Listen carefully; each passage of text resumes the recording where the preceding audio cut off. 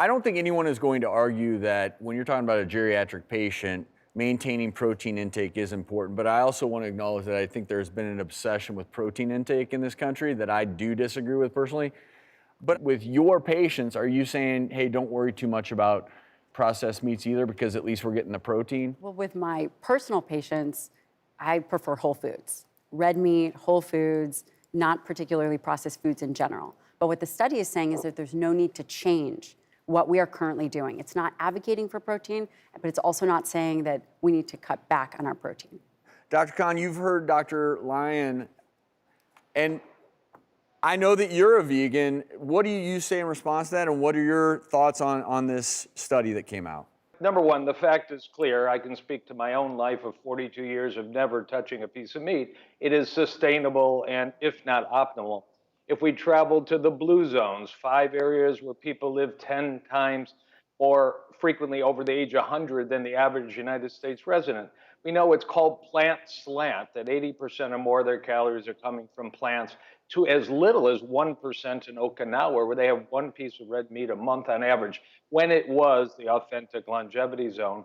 And of course, we have the data that the only way to prevent and reverse cardiovascular disease, in this study, 14% drop in heart deaths if you reduce your red meat, would be 300 Americans a day that don't die by reducing the red meat. And I feel like Dr. Katz, my moral obligation is to teach my patients until there's other data.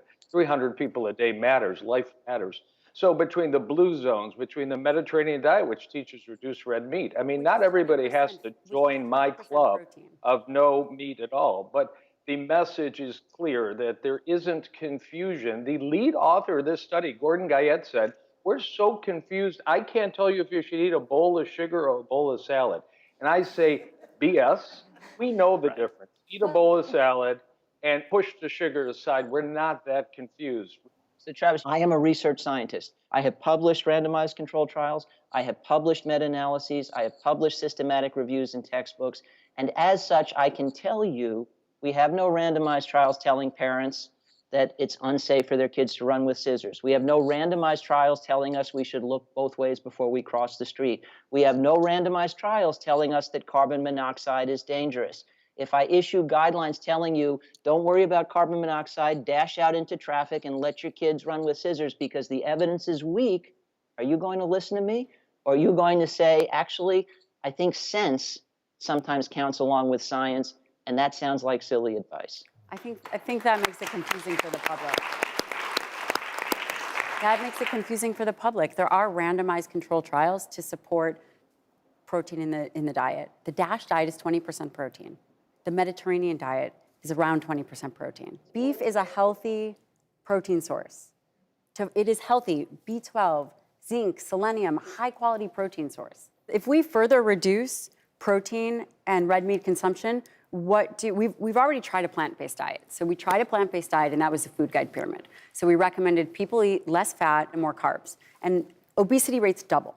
Red meat consumption is down 30% since the 1970s. So it's less. We're not eating more. It's actually, and in fairness to challenge you, we don't have a protein problem in this country. It's fiber. And I mean, that's the reality is we switch to foods that are highly processed without fiber in it. And I think that so few people are getting adequate fiber. And that's where I worry. If we don't balance our meat protein with plant protein, where you do get that good fiber, that's where people run into trouble. Now, who are your patients? And are they, I mean, your practice is very different than a normal doctor. Would you acknowledge that? It's true.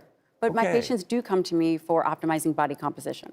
But most people in this country, my patients aren't coming in saying, I'm trying to optimize my body composition. They're trying to deal with diabetes, heart disease, morbid obesity. Yeah. And they're saying, how can I change my diet? And the answer is not, hey, eat more processed meat. I totally agree with you. You have to manage your calorie intake, and you should manage your carbohydrate intake. And maybe minimize processed foods. I think that's something everybody agrees with. We can all agree on that. Panel, but sure. And also getting an optimal protein diet that is healthy in someone's nutrition. It's so important. You cannot make meat the bad guy. It's like, it just doesn't make sense.